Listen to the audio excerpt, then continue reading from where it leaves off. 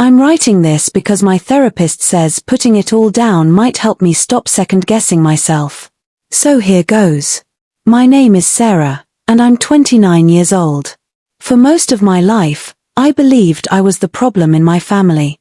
Everything that went wrong somehow circled back to me. When I was 7, my parents sat me down at the kitchen table with serious faces. My dad had just lost his job. "Sarah," my mom said, her voice tight, "if you hadn't needed those piano lessons, we would have had savings for this." I remember staring at my small hands on the table, feeling like I'd broken something I couldn't fix. I quit piano the next day without being asked. That became the pattern. When my older brother Jake crashed his car at 16, my parents were too stressed to deal with it properly. Why? Because they'd just paid for my school field trip. When my younger sister Emma failed math, it was because I distracted the family by getting sick that semester. Everything connected back to me somehow, like I was the rotten center of a perfectly good apple. I learned to make myself smaller. I stopped asking for things. When my glasses broke in middle school, I squinted at the board for 3 months until a teacher called home. My mom sighed when she picked me up from school that day. "Sarah, why do you always have such bad timing? Your brother needs new football cleats." I got my glasses. But I also got the message. High school was worse. Jake got into drugs, minor stuff at first, then harder things. My parents spent thousands on rehab, lawyers, and bail. Every time they wrote a check, my mom would look at me with exhausted eyes. "We can't afford your college applications now, Sarah. Maybe community college." I worked 3 jobs my senior year. I paid for my own applications. I got into a decent state school with partial scholarships and loans I signed myself. When I got my acceptance letter, I showed it to my dad with shaking hands. He barely looked up from the TV. "That's nice, honey. Can you talk to your brother? He's not listening to us about his court date." I was 18 years old, trying to navigate college applications and financial aid forms alone, and they wanted me to parent my 22-year-old brother. So I did. Because that's what I always did. College should have been my escape, but the phone calls never stopped. Emma was struggling with her boyfriend. Could I talk to her? Jake needed bail money again. Could I send some? Dad's business was slow. Could I help with the electric bill just this month? I sent money I earned from my campus job, money I needed for textbooks and food. I stayed up until 3 a.m. on the phone talking Emma through breakups while my own grades suffered. I missed exams because of family emergencies that somehow always needed me specifically to solve them. When I graduated, I had a degree, $40,000 in debt, and a permanent knot in my stomach. I moved back home because I couldn't afford my own place yet. That was my first big mistake. Living at home meant I became the built-in therapist, maid, and ATM. My mom would dump her problems on me every morning over coffee. My dad would complain about money every evening. Emma expected me to drive her everywhere. Jake, freshly out of his 3rd rehab, moved back in too and decided I was his accountability partner. I got a job as a marketing coordinator. It didn't pay much, but it was a start. Within 2 months, my paychecks were being divided among family needs. Mom needed help with groceries. Dad's truck broke down. Emma wanted concert tickets. Jake needed gas money that I knew wasn't for gas. I was drowning, but every time I tried to say no, the responses were the same. "After everything we've done for you, you've always been so selfish, Sarah. Your brother is really struggling. Can't you think of someone besides yourself?" I started having panic attacks at work. My boss, Michelle, noticed me hyperventilating in the bathroom one afternoon. "Sarah, are you okay?" she asked gently. "I'm fine," I lied. She didn't believe me, but she didn't push. Not then. The breaking point came on a random Tuesday night. I was 26 years old. Jake had relapsed again, stolen money from our parents, and disappeared for 3 days. When he came back, my parents sat us all down in the living room. My dad's face was red with anger. Jake, your mother and I can't keep doing this. We're done. You need to figure this out yourself. I felt relief flood through me. Finally, they were setting a boundary. Then my mom turned to me with pleading eyes. Sarah, maybe if you'd been around more, checking on him, this wouldn't have happened. You've been so distant lately. My stomach dropped. What? You're so focused on work, she continued. Your brother needed you, and you weren't there. Jake, who'd been staring at the floor, looked up. Yeah, Sarah. You barely even talk to me anymore. Emma nodded. You've changed. You're not the same sister you used to be. I stared at my family, these people I'd sacrificed everything for, and something inside me cracked. I work 50 hours a week and give you half my paycheck, I said quietly. I'm not distant. I'm exhausted. My dad shook his head. Here we go. Making it about you again. That sentence echoed in my head for days. Making it about me. As if I ever had. I started researching jobs in other cities that same night. I didn't tell anyone. 3 months later, I got an offer from a marketing firm in Seattle. I'd never been to Seattle. I didn't know anyone there. It was 2,000 miles from home. I accepted immediately. I gave my 2 weeks' notice at work. I packed my car in secret, mostly clothes and a few books. I left behind almost everything else because it didn't feel like mine anyway. The morning I planned to leave, I wrote a letter and left it on the kitchen table. I'm moving to Seattle for a job. I need space to figure out who I am without always being the problem. I love you all, but I can't keep doing this. Please don't call me for a while. I'll reach out when I'm ready. Sarah. I drove away at 5 a.m. before anyone woke up. My hands shook the entire first hour. The calls started around 10 a.m. I let them ring. Then the texts began flooding in. Mom, Sarah, what is this letter? Call me immediately. Dad, this is incredibly disrespectful. Get back here now. Jake, really? You're abandoning me when I need you most. Emma, I can't believe you just leave like this. So typical of you. I turned my phone off somewhere in Montana. Seattle was gray and rainy, and I loved it immediately. My apartment was tiny, barely 400 square feet, but it was mine. I bought a cheap futon, some kitchen supplies from Goodwill, and a single plant for the windowsill. For the first time in my life, I felt like I could breathe. My new job was at a mid-sized marketing agency. My boss, Rachel, was a sharp woman in her 40s who ran the creative department with clear expectations and genuine warmth. On my first day, she took me to lunch and said, "We work hard here, but we also believe in boundaries. If something's going on in your life that affects your work, we want to know so we can support you, not punish you." I almost cried into my salad. The first month was peaceful. I kept my phone off except for an hour each evening. I blocked my family's numbers.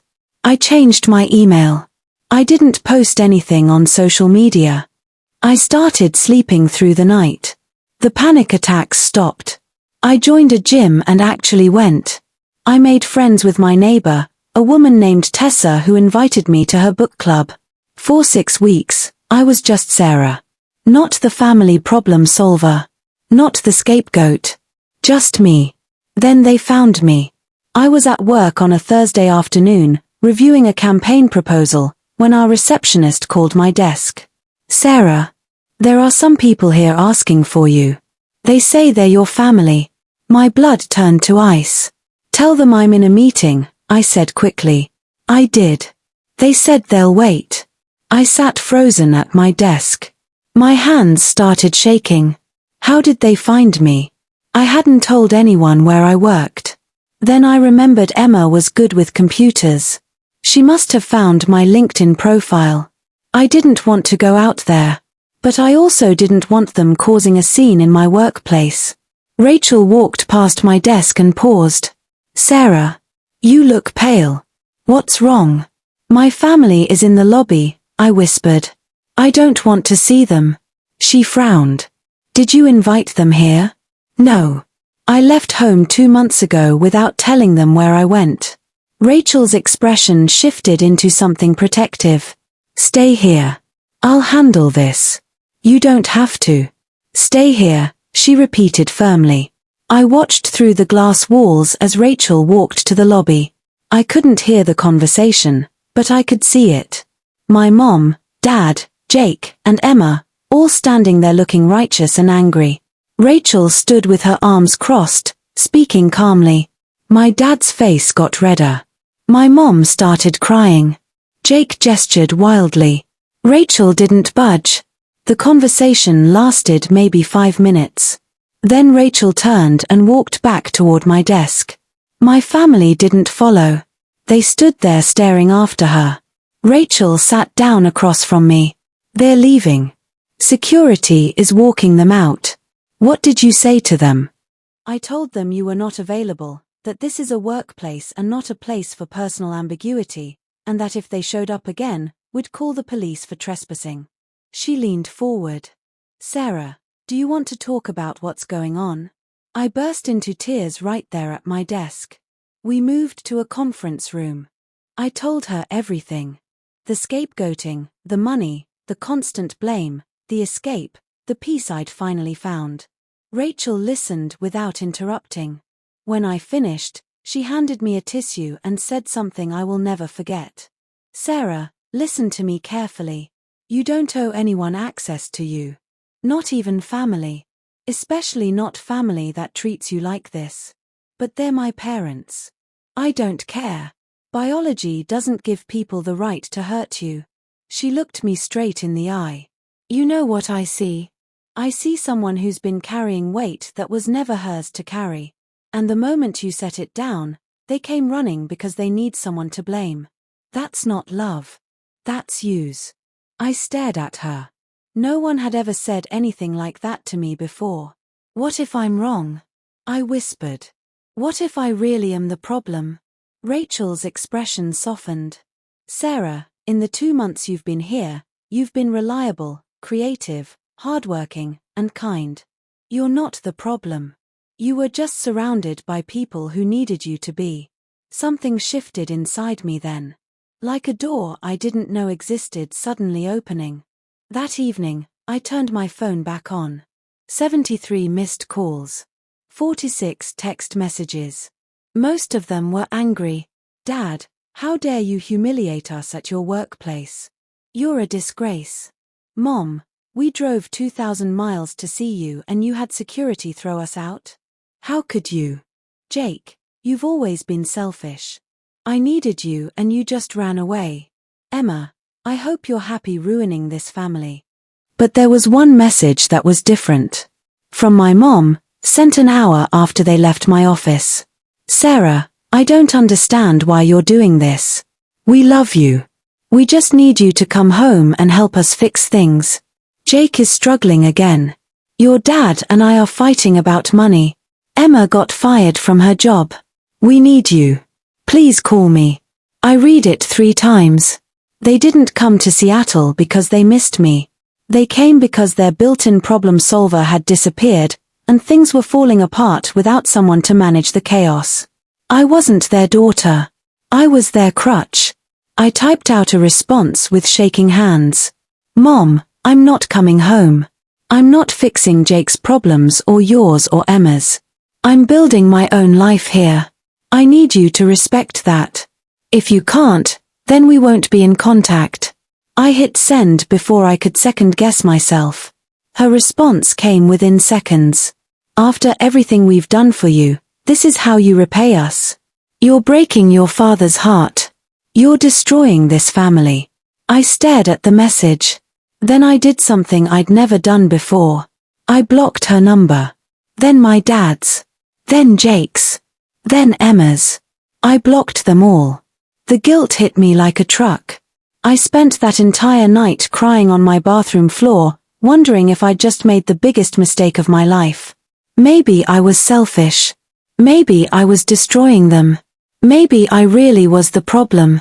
The next morning, Rachel called me into her office. I thought I was getting fired for bringing personal drama to work.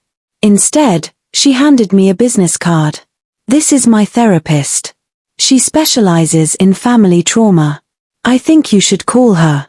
I can't afford therapy, I admitted quietly. Our insurance covers it. And Sarah? Take tomorrow off. Paid. You need a break. I started therapy the following week. Dr. Chen tilted her head. How much would have been enough? I opened my mouth to answer and realized I had no idea. There is no enough, she continued gently. Because the problem was never really about you. You were just convenient. That session broke something open in me. I cried for hours afterward, grieving for the childhood I didn't have, the family I wished I'd been born into, the years I'd spent believing I was fundamentally broken. Over the next few months, therapy helped me understand what had happened. My family had needed a scapegoat to avoid dealing with their real problems. Jake's addiction. My parents' financial irresponsibility. Emma's lack of direction. Instead of addressing those things, they'd funneled everything onto me. I wasn't the cause of their problems. I was the excuse. The guilt started to fade. Slowly, like ice melting. I threw myself into my new life. I got promoted at work. I made real friends who actually listened when I talked instead of just waiting to dump their problems on me. I started dating a guy named Marcus who thought it was weird that I kept apologizing for existing. Why do you say sorry so much? He asked one evening over dinner. I don't know. Habit, I guess. Well, stop. You didn't do anything wrong. Simple words. But they hit me hard every time. 6 months after moving to Seattle, I got a message from an unknown number. It was Emma. Sarah, please. Mom's in the hospital. She had a heart attack. We need you to come home. My stomach clenched. I called the hospital directly and asked for information. The nurse confirmed my mom was there but said she was stable and being discharged the next day. I called Emma back. She's fine, I said flatly. The nurse said it was mild and she's going home tomorrow. Emma was quiet for a moment. Okay, but we still need you here. Dad can't handle everything alone. Emma, I'm not coming home. I hope Mom recovers fully, but I'm not your family's emergency contact anymore. You're so selfish, Sarah. Mom asked for you. Then Mom can call me herself when she's ready to have an actual conversation. Not one where she needs something from me. I hung up. An hour later, my mom called from Emma's phone. Sarah, her voice was weak. I almost died and you don't even care. I took a deep breath. Mom, the hospital said you're fine. I'm glad you're okay. But I'm not coming home. I'm your mother. How can you do this to me? Mom, I love you. But loving you doesn't mean I have to set myself on fire to keep you warm. Silence. Then her voice changed, sharp and cold. You were always like this. Difficult. Ungrateful. We gave you everything and this is how you treat us. Something clicked into place. I'd spent years waiting for my family to see me differently. To apologize. To change. But they weren't going to. Because in their story, I was the villain. And they needed that story to make sense of their own choices. Mom, I hope you feel better. But I'm done being your scapegoat. If you ever want a real relationship with me, one where you see me as a person and not a problem, then call me. But until then, I'm living my life. I hung up before she could respond. This time, I didn't cry. I felt lighter. A year passed. No one from my family reached out again. At first, it felt strange. Then it felt peaceful. Then it felt normal. I got promoted again. Marcus and I moved in together. Tessa's book club became my chosen family, a group of people who celebrated my wins and held space for my losses without making either about them. One Saturday morning, I was making coffee when Marcus came up behind me. Hey, I was thinking. My family wants to meet you. Sunday dinner next week? My chest tightened automatically. What if they don't like me? He laughed. Sarah, they're going to love you. And if they don't, that's their problem, not yours. Meeting his family terrified me. But Sunday came, and I walked into his parents' house with shaking hands. His mom hugged me at the door. Sarah, Marcus talks about you constantly. Come in, come in. Dinner was loud and chaotic in a warm way. People talked over each other, laughed at each other's jokes, and asked me about my job with genuine interest. No one asked me to fix anything or blamed me for anything. At one point, Marcus's dad asked, "So Sarah, what do your parents do?" I froze.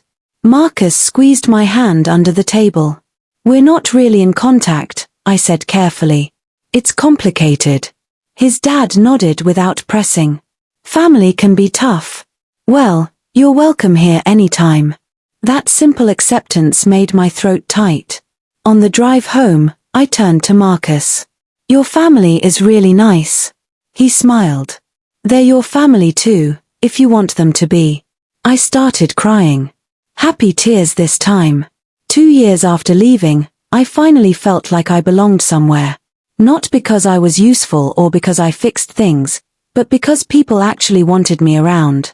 My therapist helped me understand that healing doesn't mean the past stops hurting. It just means the past stops controlling you. I still think about my family sometimes. I wonder if Jake ever got clean. If Emma found direction. If my parents ever realized what they'd done. But those thoughts don't consume me anymore. They're just passing clouds. Last month, I got a letter in the mail. Actual handwritten letter, forwarded from my old address. It was from my mom. My hands shook as I opened it. "Sarah, it's been 2 years. Your father and I miss you. Jake is doing better. Emma is engaged. We want you to come home for the wedding. Please. Let's put this all behind us and be a family again." I read it 3 times. Nothing in the letter acknowledged what had happened. No apology. No recognition. Just an invitation to return to the same dynamic, as if the past 2 years hadn't happened. I showed it to Dr. Chen in our next session. "How do you feel about it?" she asked. "Sad," I admitted. "I wish they understood. But they don't. And they probably never will. Do you want to go to the wedding?" I thought about it. Really thought about it. "No," I said finally. "I don't." Because I'd spend the whole time managing their emotions and avoiding blame. I'd come home exhausted and guilty. And I've worked too hard to get here. Dr. Chen smiled. "That's growth, Sarah." I wrote back.